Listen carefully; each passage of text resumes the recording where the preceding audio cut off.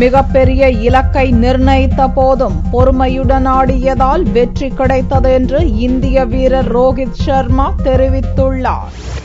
India Australia cricket அணிகளிடையேயான இரண்டாவது ஒருநாள் cricket போட்டி ஜெய்ப்பூரில் நடந்தது. முதலில் ஆடிய ஆஸ்திரேலிய அணி 5 விக்கெட்டுக்கு 359 ரன்கள் குவிக்க, அடுத்து ஆடிய இந்திய அணி சிறப்பாக ஆடி 43.3 ஓவரில் ஒரு விக்கெட் இழப்புக்கு 362 ரன் எடுத்து வெற்றி வாகை சூடியது.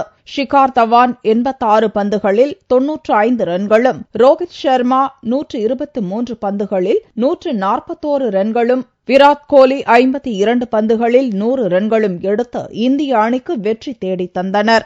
ஆட்ட நாயகன் விருது பெற்ற ரோஹித் சர்மா கூறுகையில், 9 விக்கெட் வித்தியாசத்தில் ஜெயிப்போம் என்று தான் நினைக்கவே இல்லை என்றார். 360 ரன்களை சேஸ் செய்து அடிப்பது என்பது சாதாரண காரியமல்ல என்ற போதிலும் பொறுமையுடன் ஆடியதால் வெற்றி கிட்டியதாகவும் ரோஹித் கூறினார். It's important to keep wickets in hand because we knew the dew factor coming in.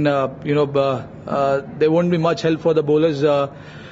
But again, chasing 360 is never easy. We held our nerves.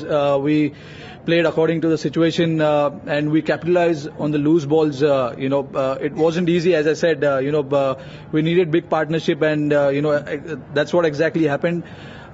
I think opening partnership between me and Shikhar was about 160, 170. I don't know, probably 176.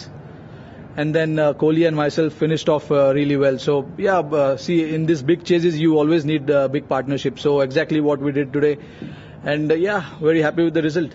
புனேயில் நடந்த முதல் போட்டியில் Australia வாகை சூடிய நிலையில், இரண்டாவது போட்டியில் India வெற்றி பெற்றுள்ளதால் 7 ஒருநாள் போட்டிகளை கொண்ட தொடரில் 1-1 என்ற சமநிலை ஏற்பட்டுள்ளது.